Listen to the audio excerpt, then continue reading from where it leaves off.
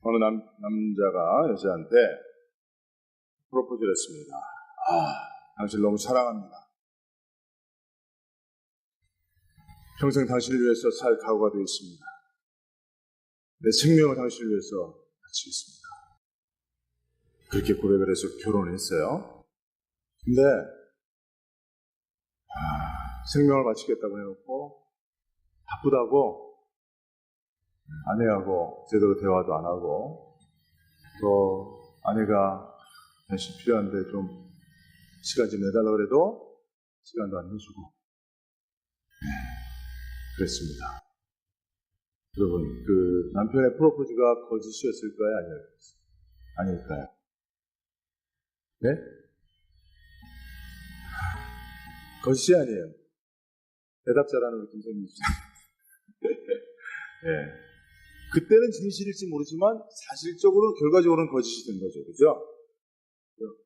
우리 이제 목장을 숨기는 목자들이 뭐라 그랬어요? 내 생명 주님께 버리리. 그랬죠? 그러지 안 그랬어요? 그것도 또 반복해서 그랬어요. 한 번만 드린 게 아니라 막 계속 드리겠다 그랬으니까. 그래 놓고 기도도 안 하고 예배도 안 나오고 빼기도 안 보이고 그러면 거짓말하는 거예요. 사람 앞에는 거짓말해도 그냥 그러더니 통용될 수 있지만 하나님 앞에서는 그러면 안 됩니다.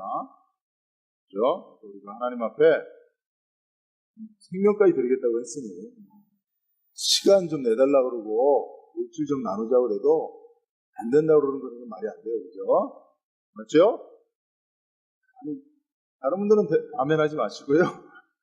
찬양 흑성하신 분들만 대답해 보세요. 맞습니까? 사진 찍어놨죠? 후레쉬도 막 터지고 그러던데. 좋습니다. 특성도 연습하고 그렇게 보니까 기대가 됩니다. 소망이 있어요. 오늘 믿음과 은혜 안에라고 하는 제목으로 말씀드리는데요.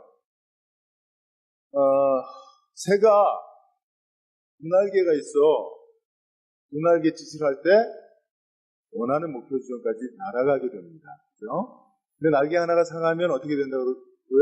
한 날개만 가지고 아무리 열심히 날개 짓을 해도 어떻게 됩니까? 맴돌게 됩니다. 전진할 수 없게 됩니다. 교회는 두 날개가 있다고 합니다. 신앙생활은 두 날개가 있다고 합니다. 교회를 날아오르게 하고 성도들을 날아오르게 하는 은혜는 두 날개가 있는데, 하나는 이제 이런 에그룹, 예배를 통한 에그룹 날개. 이것을 통해서는 그 하나님의 실존을 경험하는, 하나님의 위엄, 하나님의 존엄, 하나님의 영광, 이런 거를 경험하는 거죠.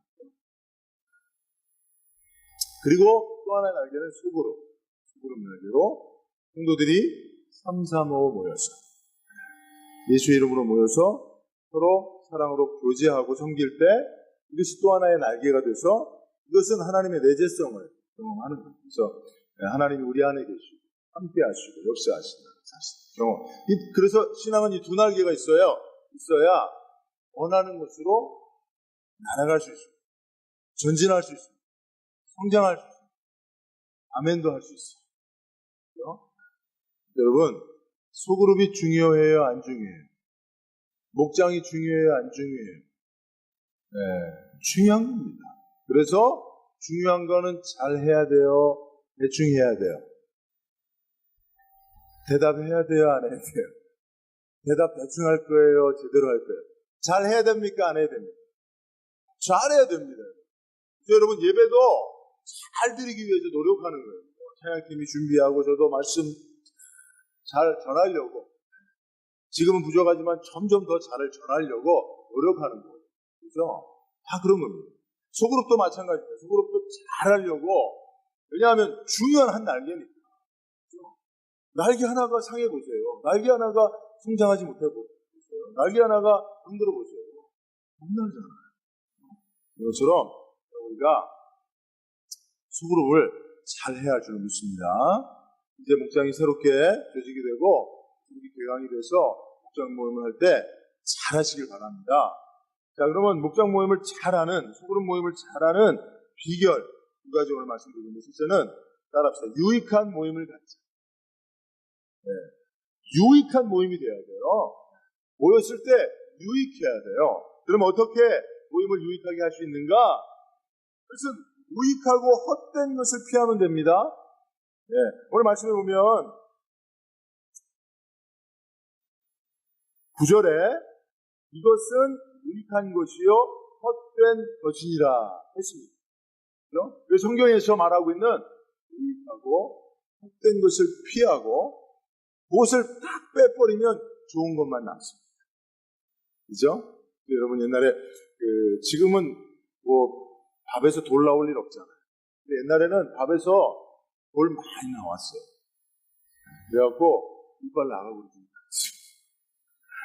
그러니까 여러분 좋은 밥을 먹으려면 먼저 어떻게 해야 돼요? 이거 키즈를 해야 돼요. 키즈. 잘해서 다 골라내야 돼요.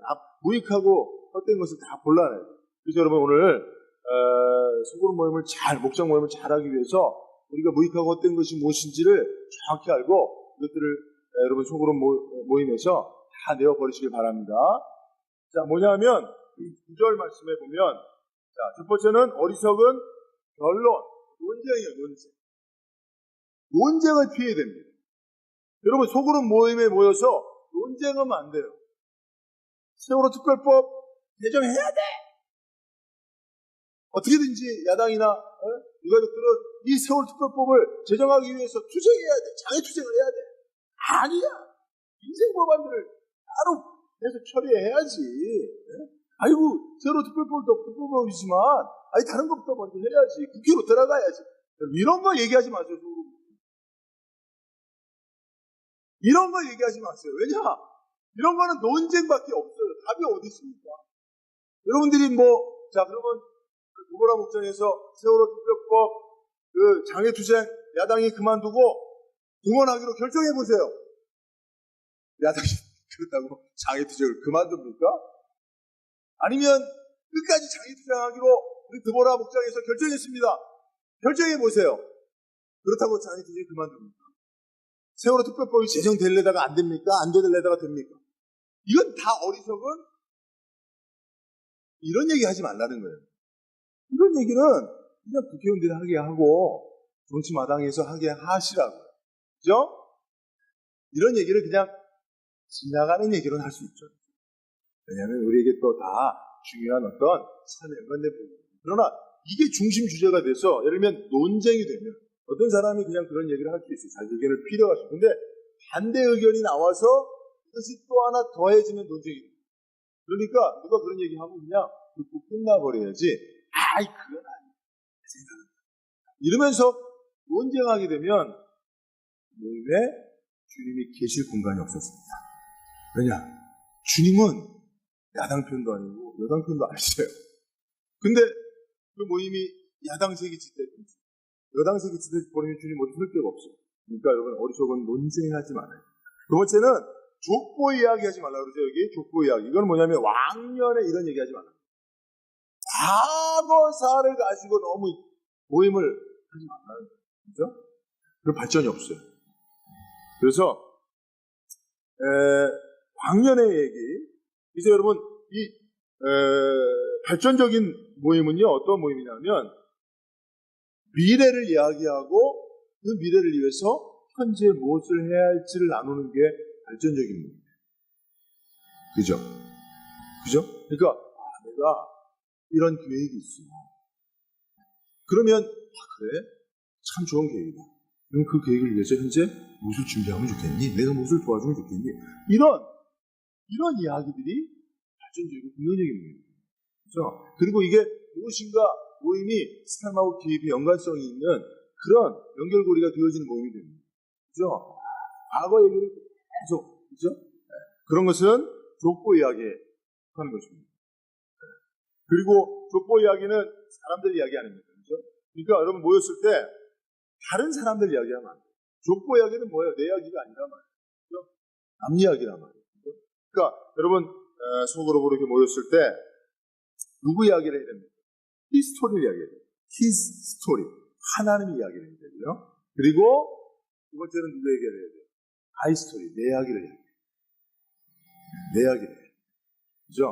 모이면 하나님 얘기도 한마디도 안 하고 자기 얘기도 어떻게 사는지 하나도 얘기 안 하고 늘 남 얘기만 하는 거죠. 그죠?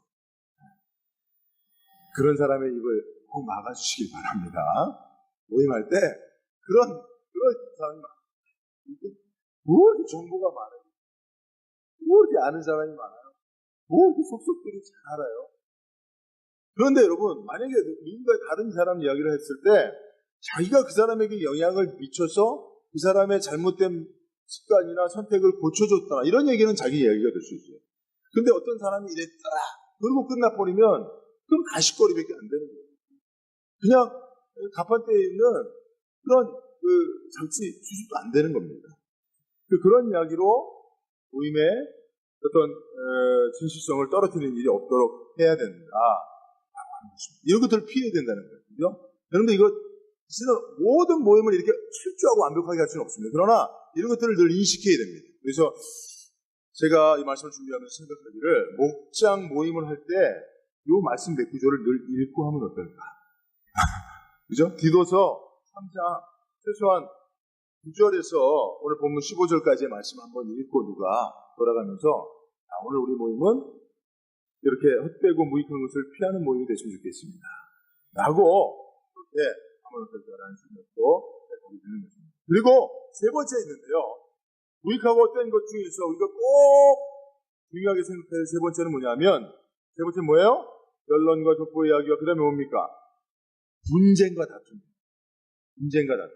그런데 여러분 이 분쟁과 다툼, 이 분쟁과 다툼을 일으키는 사람이 10절에 보면 이단에 속한 사람입니다.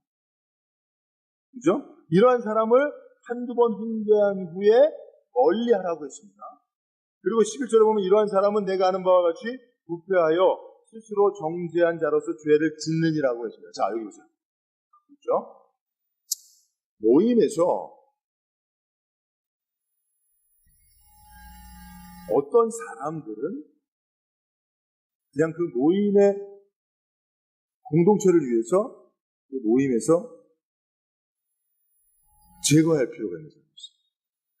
좀 제거라고 하는 단어가 너무 급진적인데 뭐가 좋을까요? 그 모임에서 배제, 거의 비슷한데요. 배제할 필요가 있어요. 있는 사람이 있어요. 맞습니다. 어떤 사람이 그러고요? 공동체를 허무는 사람. 근데 공동체를 허무는 게 어떻게 뭐냐면 다툼과 분쟁이. 그러니까 예를 들어 소그룹 모임 목장에 무리를 줘서 한 사람이 자기의 연약함이나 부족함 때문에 어떤 문제가 될 수는 있습니다. 그런데 그 사람이 우리를 지키지 않다면 그런 사람은 공동체에서 배제해요. 물론 처음부터 배제하는 게 아니라 한두 번 권면하고 그래도 듣지 않으면 단호하게 배제. 이것은 확대되면 교회도 그래요. 교회도 성경을 보면 우리를 짓고 파당을 일으켜서 교회 공동체를 그 공동체성을 훼손하는 사람은 단호히 조치하라고. 여러분, 그러니까 우리가 중심이에요. 그렇죠? 공동체에서 보면 꼭 우리를 줘서 공동체성을 허무는 경우도 있습니다. 그래서 여러분 아가서 2장 15절 제가 말씀 한번 읽어드리면 아가서 2장 15절이면 우리를 위하여 여우 곧 포도원을 허는 작은 여우를 잡으라. 우리의 포도원에 꽃이 피었습니다. 라는 말씀이 있습니다. 그죠? 우리를 위하여. 이거는 뭐냐면 솔로몬과 술람미 여인의 사랑을 얘기하는 겁니다. 그 사랑 공동체를 위하여 여우 곧 포도원을 허는 이 사랑의 열매가 포도원이에요. 그런데 이 공동체가 사랑의 공동체, 목장 공동체가 서로 사랑하면 포도원이라는 아름다운 열매가 맺혀요. 근데 이 열매를 맺지 못하도록 포도원을 훼손하는 작은 여우가 있어요. 그 여우인데 작은 여우는 사실은 개보다도 작습니다. 보잘것없어요. 신경 쓸 수 없어요. 안 써도 돼요. 근데 그런 작은 여우라도 이 포도원을 허물 수가 있습니다. 그래서 이 여우는 포도원의 뿌리까지, 포도의 그 뿌리까지 훼손시킵니다. 그리고 그 포도를 두르고 있는 그 담의 그 밑에 부분을 훼손시켜서 담을 무너뜨리는 역할들을 합니다. 그러니까 그런 여우는 반드시 잡아서 포도원 밖으로 던져버려야 돼요. 이게 나가서 맞습니다. 여러분, 그 목장은 사랑의 공동체입니다. 목장이 서로 사랑하고 섬기면 아름다운 포도원이라고 하는 열매들이 주렁주렁 맺히게 됩니다. 그래서 그 포도를 따서 먹고 즐기며 서로 위로하고 사랑하고 더 성장해 가는 거예요. 근데 그 포도를 허무는 작은 여우가 공동체로 들어온다는 거예요. 그래서 그 공동체를 허무는 이 여우는 반드시 잡아서 꼬리를 풀 잘라서 여러분, 이게 기독교가 이런 어떤 정말 한 사람의 영혼의 가치를 이야기하다 보니까 한 사람이 개판치고 그 사람 때문에 그 공동체성이 허물어져도 그냥 사랑으로 품으려고 되는 경우들이 많아요. 그죠? 그렇다니까 여러분. 만약에 제가 여러분 성도들 가운데 우리 교회 공동체성을 허무는 한 성도를 치료를 해보세요. 치료를 하면 여러분들은 대부분이 목사를 욕할 겁니다. 목사가 사랑도 없고 말이야. 네? 주님은 한 마리 양을 위해서 99마리 양을 버리고라도 그렇게 목숨 걸고 나섰는데 목사가 대부분이 이렇게 됩니다. 그러니까 여러분 우리가 교육을 잘 받아야 돼요. 교육을 잘 받아야 돼요. 그래야 왜 지금 이 말씀도 여러분 보세요. 이 말씀이 바로 그런 걸 얘기해야 되는 거잖아요. 그죠? 예. 이러한 사람은 내가 아는 바와 같이 부패하여 스스로 정죄한 대로 죄를 짓느니라 했잖아요. 그래서 한두 번 훈계한 후에 멀리 할 거예요. 가까이 하지 못하도록 해요. 이 사람이 바로 공동체성을 허무는 논쟁과 다툼을 일으키는 이단의 습관 라고 하는 것을 기억해야 합니다. 그래서 여러분 목장에서 별도로 그 목장에 얼마나 소중한지를 알고 그 목장을 정말 잘 지키기 위해서 서로 노력해야 됩니다. 그리고 그 안에 이런 분파주의, 분쟁을 일으키고 공동체성을 허물고 그 안에 질서를 허물고 이런 사람들은 단을 배제해야 돼요. 우리 그렇게 하기로 약속하는 거예요. 자, 새끼손가락 걸고 다 약속 시작 약속하는 거예요. 왜? 이거 해야 돼요. 그래야 교회가 거룩해지고 그래야 교회가 강력한 그런 공동체가 되는 거예요. 아무나 들어와갖고 흐물어버리고 아무나 들어와갖고 자기 주장하고 그래갖고 분파를 일으키고 분쟁을 일으키고 열심히 수고하고 애쓰는 리더들에 대해서 그 권위를 무너뜨리고 뭐 이런 일들이 교회에 너무 많이 있어요. 그러면 거기에 목사가 중퇴할 때 결국 목사는 누구 편이냐 이렇게 해서 교회 전체의 분쟁으로 나누게 하고 그러면 안 됩니다. 그죠? 그래서 여러분 이 부분은 성경이 분명히 제시하고 있는 부분이라는 걸 꼭 기억할 수 있고 주님의 축원드립니다. 자 이렇게 소그룹을 잘하기 위해서는 유익한 모임을 갖기 위해서 유익하고 헛된 것을 배제해야 되고요. 두 번째는 유익한 사람이 되어야 됩니다. 그죠? 여러분 모이면 누가 모이는 거예요? 사람이 모이는 거예요. 사람이 모이는 거예요. 내가 모이는 겁니다. 그래서 여러분 어떤 모임이 좋은 모임이냐 안 좋은 모임이냐는 그 모임의 구성원이 어떤 사람이냐가 보면 돼요. 그죠? 그러면 돼요. 그래서 여러분 유익한 사람이 되십시오. 성숙한 사람이 되십시오. 네, 여러분 요새 인터넷 같은 거 보면 사람들이 글을 올리는데 제일 뭐라고 표현해야 되나요? 불륜 부적절한 만남이 많이 일어나는 모임이 어딘지 아세요? 크게 얘기해주세요. 어디예요? 김정희쌤? 어디라고? 네, 동체 들리게 얘기를 해야지. 나하고 둘이 있을 땐 그렇게 얘기해도 저쪽에 있을 때는 크게 얘기했어요. 동창회 나가시는 분들, 나가는데 안 나가는 사람들, 지금 문제 있는 사람들, 분명히 나가는데 손 안 들고 있는 사람들이 문제 있는 사람들, 나갈 때도 있고 안 나갈 때도 있고. 그건 뭐예요? 어쨌든 동창회, 그죠? 동창회 나가시는 분들 있죠. 여러분, 왜 동창회 나가면 문제 생기는지 아세요? 왜 이렇게 자꾸 남녀 문제, 부적절한 만남 이러는지 아세요? 동창회는 초등학교 동창회는 초등학교 수준으로 떨어졌을 거예요. 50대, 60대 살다가도 초등학교 모임은 초등학교 때로 돌아가요. 그래서 초등학교 때 얘기만 하잖아. 그러면 그때 정서가 확 사로잡혀갖고 어린애처럼 초등학교 때는 얘랑 사귀다가 쟤랑 사귀고 쟤랑 사귀다 얘랑 사귀고 그러잖아. 그래서 동창회에 그렇게 문제가 생기는 거예요. 그러니까 여러분, 동창회 나가서 어른처럼 인사하면 근데 재미가 없거든요. 동창회 나가면 아무리 나이 들어도 병너나 상은아 야 너 못 살았다며 이러는 거예요. 그러면 다 그대로 돌아가게 되는 거예요. 그러면 그 수준에 머물러서 적절한 만남, 성숙한 만남이 안 된다. 그러니까 여러분, 모임의 성숙도는 그 모인 사람들에 따라서 결정이 된다. 그래서 여러분, 교회 공동체도 그런 분들이 있어요. 그건 자기 얼굴에 침 뱉기다. 뭐냐면, 우리 목장은 수준이 안 나죠. 수준이 나죠. 우리 목장은 재미가 없어. 우리 목장은 별로야. 누구 때문에 그러는 거예요? 네? 어떤 성도가 목사님 찾아와서, 목사님, 정말 이 세상에 교회에서 상처를 받고, 이 교회 저기에 다녀도 정말 좋은 교회를 못 만나는데, 목사님, 정말 좋은 교회를, 완벽한 교회를 좀 소개시켜달라고. 그렇게 얘기를 했어요. 목사님 뭐라고 대답했어요? 이 세상에 완벽한 교회가 어디 있겠습니까? 완벽한 교회는 없습니다. 그러나 설사 완벽한 교회가 있다고 하더라도 당신이 가는 순간 그 교회는 완벽한 교회에서 탈락한 교회입니다. 그런 얘기를 했단 말이에요. 그래요, 여러분.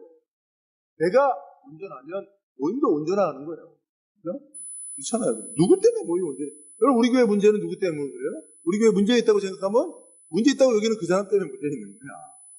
그 사람이 온전해져 보세요. 그 사람이 선한 영향을 끼쳐보세요. 그 사람이 정말 모든 문제에도 불구하고 정말 교회를 사랑하는 사람이 되어보세요. 공동체를 사랑하는 사람이 되어보세요. 무슨 문제가 있어요? 가정에 문제 있다는 것은 그거는 자기 얼굴에 침뱉기 아니겠어요? 똑같은 거죠. 자기가 가정을 사랑하고 아내를 사랑하고 자녀들을 사랑하고 그러면 되는 거예요. 그죠? 그런 것처럼 유익한 사람이 되어야 되는데 여러분 오늘 말씀들을 보면요. 참 가슴 감동적인 말씀이 많습니다. 그리고 14절 말씀을 보면 우리 사람들도 열매 없는 자가 되지 않게 하기 위하여 열매 없는 자가 되면 안 된다. 그러니까 어떤 사람이 유익한 사람이냐면 따라합시다. 열매 있는 자.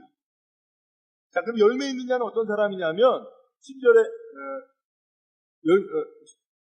14절에 하반절에 보면 필요한 것을 준비하는 좋은 일에 힘쓰는 자입니다. 또 다른 설명을 보면 남에게 절실히 필요한 것들을 채워줄 수 있는 사람이 열매 있는 자라. 그죠? 그러니까 누군가 절실히 요구하는 것들을 내가 채워주면 이게 내가 열매 있는 사람이 되는 거예요. 그러니까 우리가 다 그런 열매 있는 사람이 되자는 거예요. 우리가 다 서로의 절실히 필요한 것들을 채워줄 수 있는 사람이 되면 그런 모임은 아름다운 유익한 모임이 됩니다. 아멘이죠? 그런 열매 있는 사람이 되자는 거예요. 예를 들면 오늘 12절 말씀을 보니까 사도 바울이 디도에게 내가 아데마나 우기고를 내게 보내리니 그때 내가 두 사람을 보내면 내가 급히 니고볼리로 내게 와라. 내가 니고볼리에 있으니까 내게 와라. 디도야. 내가 거기서 겨울을 지내기로 집중했다. 이런 얘기예요. 이게 무슨 말이에요? 바울이 주님의 말씀에 순종해서 전도로 다니면서 로보롯이나 많은 돈이나 이런 걸 갖고 다니지 않았어요. 그런데 전도하다 보면 겨울을 만날 수가 있다. 겨울을 만나면 옷도 없어요. 바울의 다른 서신에 보면 겨울을 알 수 있도록 디모데에게 겨울 외투를 좀 갖고 오라고 요청하는 그런 구절도 있어요. 지금 내가 겨울을 거기서 나게 돼 있는데 겨울 날 수 있는 준비가 나에게는 아무것도 없다. 그러나 나는 거기서 겨울을 보내야 된다. 살아야 된다. 절실한 필요들이 있다. 우리가 그걸 알고 좀 찾아달라는 거예요. 준비해서 갖고 오라는 거죠. 할렐루야. 그러니까 지금 바울의 절실한 필요를 채울 수 있는 유익한 사람, 열매 있는 사람 누구예요? 기도예요. 그러니까 바울이 이것저것 구체적으로 나열하지 않아도 내가 거기서 겨울을 보낼 거예요. 같이 기도를 기다려줘요. 그럼 뭐예요? 기도는 바울이 알기로 믿기로 바울의 필요를, 누군가의 필요를 절실한 필요를 채울 수 있는 열매 있는 사람이라는 걸 알기 때문에 내가 겨울을 보낼 거니 그것만 주면 되는 거예요. 내가 겨울을 보낼 거니까. 그러면 기도편에서는 다 준비해서 가는 거예요. 이런 기도가 될 수 있을 거예요. 바울에게 기도가 될 수 있을 거예요. 여러분들의 목장에 이런 열매 맺는 자, 기도가 있기를 바랍니다. 그런 사람이 목장에 서러움만 있으면 목장 모임이 너무 행복하고 즐거운 거죠. 그죠? 내 필요를 누군가 채워줄 수 있는 그런 목장 모임이 된다면 누가 그 목장 모임을 나오라고 해야만 나가겠습니다. 그런 목장 모임이 되는 거예요. 12절 말씀이 이제 그런 것을 의미하는 거죠. 그렇죠? 그래서 여러분 우리가 서로의 필요를 채울 수 있는 유익한 사람이 되면 그 모임은, 그 공동체는 정말 잘하는 공동체가 될 수 있는 것이다 라는 사실을 꼭 기억하시고, 한 가지만 더 말씀드리면 오늘 설교 제목이 뭐예요? 믿음과 은혜 안에, 믿음과 은혜 안에요. 오늘 15절에 결론적으로 바울이 이렇게 말합니다. 나와 함께 있는 자가 다 내게 문안하니 믿음 안에서 우리를 사랑하는 자들에게 너도 문안하. 은혜가 너희 우리에게 있으시오. 바울이 권면하는 바 공동체 안에 있는 그 공동체 구성원들이 늘 어디 아래에 있어야 돼요? 믿음 안에, 은혜 안에. 여러분, 믿음 안에 있길 바랍니다. 은혜 안에 머물러 있기를 축원합니다. 그러면 내가 믿음 안에 있고요, 내가 은혜 아래에 있으면 날 만나는 사람이 함께 은혜 받는 거예요. 그렇죠? 그런 거예요. 그러니까 은혜 안에 있습니다. 믿음 안에 있습니다. 내가 늘 믿음 안에, 은혜 안에 머물고 있는가를 생각해야 됩니다. 그죠? 네. 그러니까 여러분, 내가 믿음 안에 있는가, 은혜 안에 있는가를 어떻게 확인하죠? 첫 번째는 내가 기도하고 있는가. 내가 충분히 기도하고 있는가. 이거를 결정하는 거예요. 두 번째는 다른 사람에 대한 나의 반응, 태도를 보면 알 수 있어요.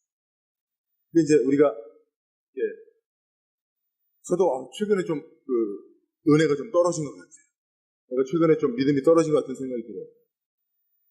왜냐하면 제가 이렇게 성도들 가운데는 다양한 성도들이 계시잖아요. 그죠? 다양한 성도들이 계세요. 그래서 어떤 성도들은 그냥 좀 오해하고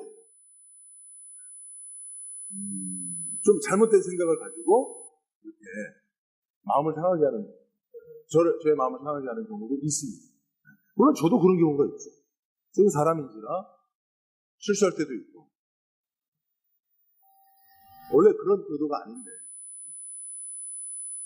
예를 들면 오늘 같은 경우도 제가 김소희 집사님한테 둘이 있을 때만 그렇게 얘기해. 이런 얘기를 가지고 계속 묵상하고 계속 묵상하는 거예요. 큰 소리로 얘기하라고 그랬는데, 난 큰 소리로 얘기했는데 목사님 못 들었다고 자꾸 대답하라고 그러고 계속 묵상할 수 있잖아요. 그죠? 오늘 말씀은 기억이 안 나는데 그것만 계속 묵상이 되는 경우가 있어요. 사람 때에 따라서. 그죠? 묵상할 수 있어요. 제가 오늘 그런 얘기도 좀 하려고 했는데, 아까 우리 최순희 권사님 특성하는 거 보니까 오늘 처음 봤어요. 내가 옷이 이렇게 탁 통짜로 이렇게 예뻐지시더라고요. 그래서 제가 찬성하는데 내 생명 주님께 드리리 하는데 그런 상상이 딱 되는 거예요. 보쌈을 이렇게 딱 해서 머리 쏙 들어가고 발 싹 하면 딱 보쌈이잖아요. 이렇게 한번. 그래서 주님 앞에 보쌈에서 내 몸을 비드는, 그게 상상이 되게 돼서 내가 혼자 웃었어요.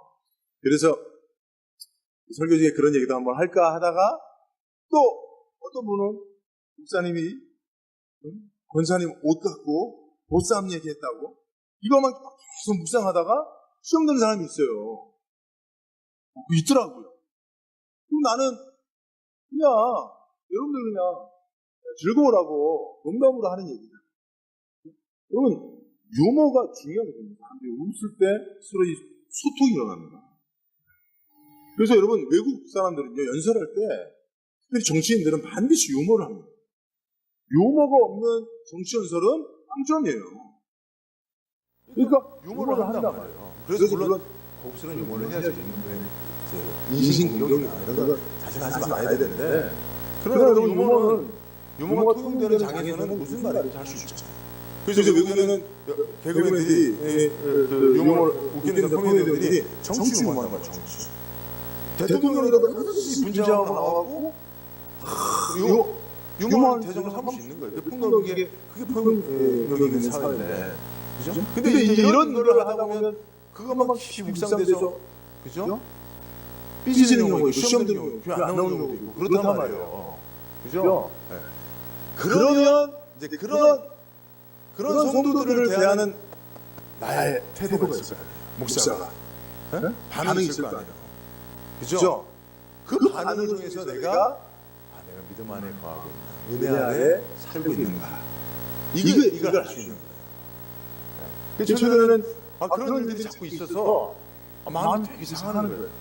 마음이 상하니까 저도 상한 마음으로 반응하게 되더라고요. 상한 마음으로 반응하게 되더라고요. 그러니까 사랑의 말, 은혜의 말, 믿음의 말이 잘 안 나가죠. 그죠? 그러면서 제가 느꼈어요. 깨달았어요. 기도하면서, 말씀을 준비하면서. 아, 그렇구나. 내가 은혜 안에 있는지, 믿음 안에 있는지, 그것은 내가 누군가를 대하는 나의 태도, 나의 언행 심사를 통해서 알 수 있구나. 내가 은혜 안에 있으면 상대가 누구든지 은혜로 말이 나가는 거죠. 그죠? 내가 믿음이 있으면 상대가 나에게 어떻게 반응하든지 내가 믿음으로 반응하게 되는 거거든요. 그죠? 마음이 가득한 것으로 나가니까. 근데 내가 믿음도 없고 은혜도 떨어지면 이게 고갈되면 내 본질이 나가는 거예요. 상한 마음이 나가는 거죠. 그러니까 여러분, 좋은 공동체, 좋은 유익한 모임, 그 모임을 유익하게 하기 위해 유익한 사람이 되려면 내가 철저하게 믿음 안에 은혜 안에 있어요. 안 그러면요, 내가 믿음 떨어지고 은혜 바닥치면요, 모임 나가면요, 하여튼 누가 하나 건드리기만 해라. 이런 마음이 드는 거예요. 그리고 뭐 대본에, 아니 뭐 모임에 누구는 시간이 뭐 많아 보이시거나 왜 이렇게 늦게 오는 거야? 이렇게 시작해서, 그죠? 그렇게 되는 거예요. 그러니까 안 되는 거예요. 여러분, 제가 지금 이 말씀을 하는데도 여러분들 은혜로운 사람은 다 은혜를 받아요. 믿음 있는 사람들은 믿음으로 수납하는 거예요. 근데 믿음도 없고 은혜가 바닥치는 사람들은 이렇게 되는 거예요. 어떻게 정확한 겁니다. 그러니까 여러분, 모든 것을 통해서 상대방이 왜 그래라고 하지 말고 내가 믿음 안에 있나, 내가 은혜 안에 있나, 그게 중요하더라고요. 목사님 저 자체도 내가 믿음이 없고 은혜가 없으면요, 아무리 말씀을 전해도 이건 진리의 말씀으로 전달이 안 되더라고요. 내가 믿음이 있어야 은혜 안에 머물러야 하나님의 말씀을 전해도 책만 해도 은혜로 받더라고요. 이게 상호적이지만, 그죠? 여러분들과 이게 성숙이죠. 우리가 하나님 앞에 그냥 다 모여서 찬양하고 예배드리고 이럴 때는 헌금하고 이럴 때는 내 안에 있는 이런 내면적인 것들을 돌아보고 그렇습니다. 그냥 하나님의 그 위엄과 영광과 존엄과 이런 것들, 그죠? 하나님이 이제 이런 걸 바라보니까. 그러나 속으로 보이면 결국 내 속사람들이 나올 수밖에 없어요. 내 내면이 나올 수밖에 없어요. 내가 어떻게 반응하는지, 내 영적 상태가 어떤지, 내가 성장하고 있는지, 아니면 퇴보하고 있는지, 내가 은혜 안에 있는지, 내 믿음이 고갈되는지, 이게 다 나오게 돼 있습니다. 왜냐하면 내가 사람들에 대해서 반응하는 것이 곧 내 자신을 분명하게 드러나 보여주는 거니까. 이게 여러분 속으로 보이는 거 같아요. 여러분들의 내면, 여러분들의 영적 성숙도를 드러낼 수 있는 바로미터가 속으로 보는 거예요. 그래서 저도 성도들하고 자주 얘기하는 게 그냥 제가 그냥 모양실에서 이제 쫙 이러고 있으면 그렇게 보이겠죠. 그러나 그것은 그렇게 보일 뿐 내면의 느낌이 잘 알 수 있습니다. 그러니까 소금을 통해서 이것이 이루어져야 할 줄 믿습니다. 그래서 우리 하나님께 소그룹은 목장은 이러한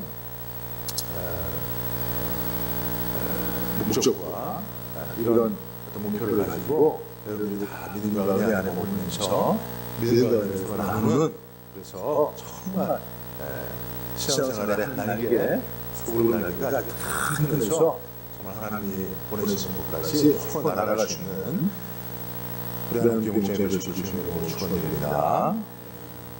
기도합니다.